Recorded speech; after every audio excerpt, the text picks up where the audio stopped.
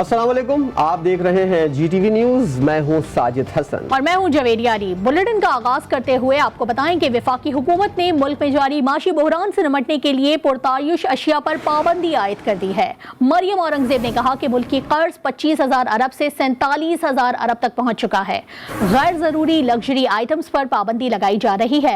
Imported गाड़ियों, mobile phone, home appliances, frozen meat, sanitary, जूते, luxury bags और kitchen के सामान पर पाबंदी लगा दी गई है।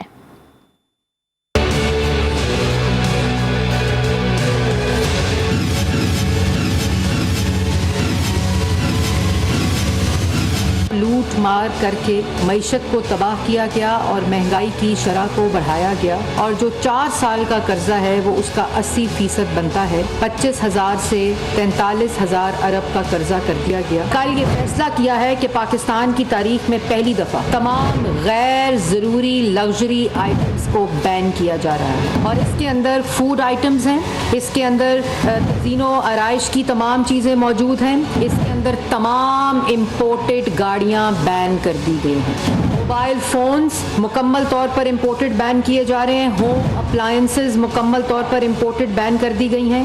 ड्राई फ्रूट्स और फ्रूट्स मुकम्मल तौर पर बैन कर दिया गया है। क्रॉकरी की तमाम आइटम्स बैन कर दी गई हैं। तो इस इकदाम से न सिर्फ डॉलर प्राइस में स्टेबिलिटी आएगी फॉरेन रिजर्व्स में, बल्कि इसके अंदर करंट अकाउंट डेफिसिट और मुल्क का जो इन्हिसार है कर्जों के ऊपर वो भी कम होगा। ये IMF के मुआहदे पर पिछली हुकूमत ने दस्तखत किए। इमरान खान साहब ने उन शराइत पर दस्तखत किए जिसकी वजह से आज पाकिस्तान में महंगाई है। एक इमरजेंसी सिचुएशन है मुल्क के अंदर और इस वक्त पाकिस्तानियों को कुर्बानी देनी पड़ेगी एक इकोनॉमिक प्लान के तहत।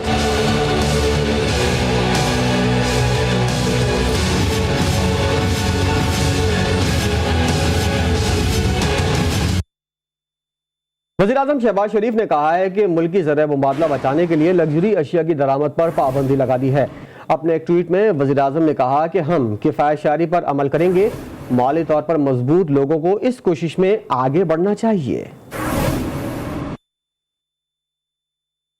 हुकूमत ने मईशत को सहारा देने के लिए गैर मुल्की अशिया की इम्पोर्ट पर मुकम्मल पाबंदी आयद कर दी है, जिस पर अवाम ने मिले जुले रद्द-ए-अमल का इजहार किया है।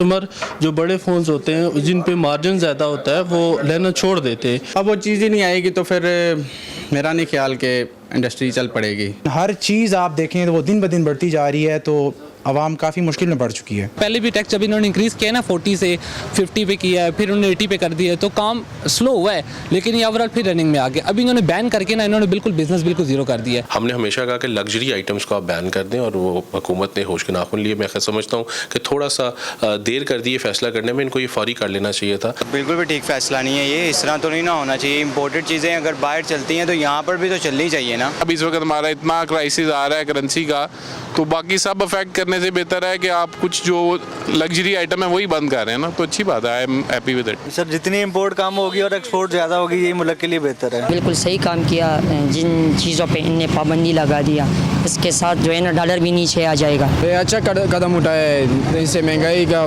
खात्मा होगा, महंगाई कम होगी। चेयरमैन PTI इमरान खान ने हुकूमती फैसलों को मुस्तरद कर दिया है। कहा है दरामदी अशिया और मशीनरी की इंपोर्ट बंद करने से मईशत पर बुरे असरात पड़ेंगे। मसले का हल दुनिया से सस्ती अशिया खरीदने में है, ना कि पाबंदियां लगाकर ताजरों का इस्तेसाल करने में है। शहबाज सरकार अपने गैर मुल्की मालकान को फायदा पहुंचाने के लिए ये इकदाम कर रही है।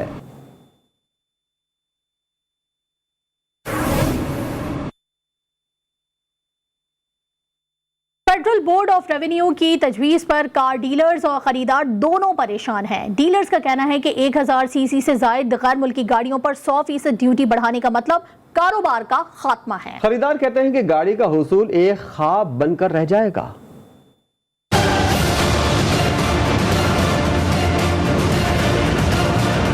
ये कीमती और चमचमाती गाड़ियां जिनका हुसूल आम शहरी के लिए पहले ही नामुमकिन था, अब एक और ख्वाब बनता जा रहा है। 14-15 लाख का बजट बड़ी मुश्किल से बना के लाया था और सोचा था कोई अच्छी गाड़ी लूँगा।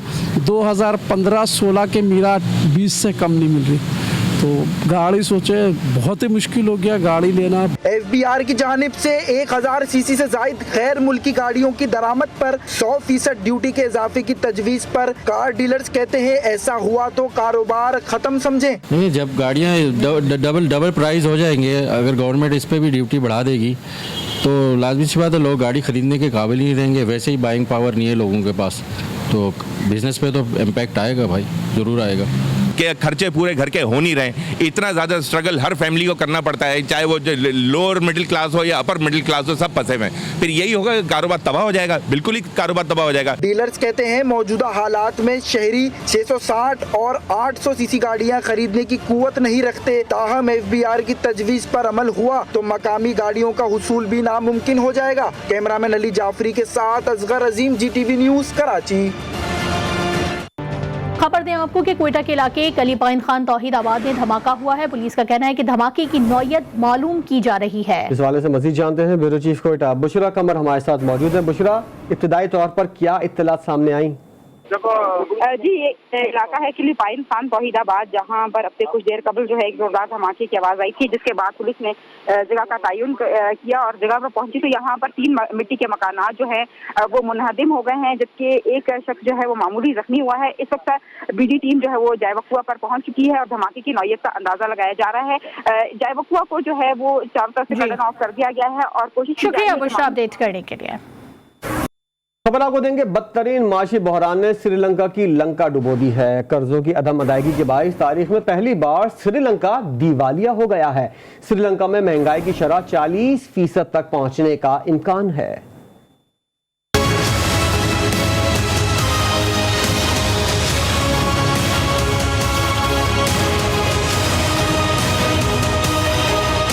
श्रीलंका कर्जों की अदायगी में नाकाम हो गया। श्रीलंकन मरकजी बैंक ने दिवालिया होने का ऐलान कर दिया। तारीख में पहली बार श्रीलंका दिवालिया हो गया।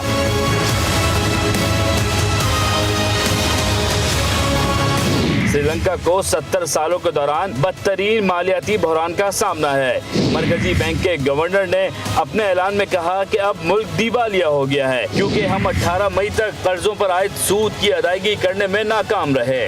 It won't turn around immediately. Situation could worse further within next weeks, couple of weeks or months. But still, turnaround will happen at some point. Technical negotiations with the IMF we have already started discussion with them.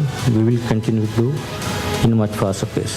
उन्होंने खबरदार किया कि श्रीलंका में महंगाई की शरह आइंदा चंद महीनों में 40% तक पहुंचने का इम्कान है। श्रीलंकन हुकूमत माशी मामलात को बेहतर करने के लिए IMF से बेल आउट पैकेज की मुंतजिर है और फौरी तौर पर $4 अरब की जरूरत है। श्रीलंकन मईशत कोरोना की वबा, तवानाई की कीमतों में इजाफे और टैक्सों में कटौती के बाइस बुरी तरह मुतासिर हुई है। गैर मुल्की करेंसी की शदीद कमी और महंगाई में इजाफे से मुल्क में अद्वियात, ईंधन और दीगर जरूरी अशिया की संगीन किल्लत हो चुकी है।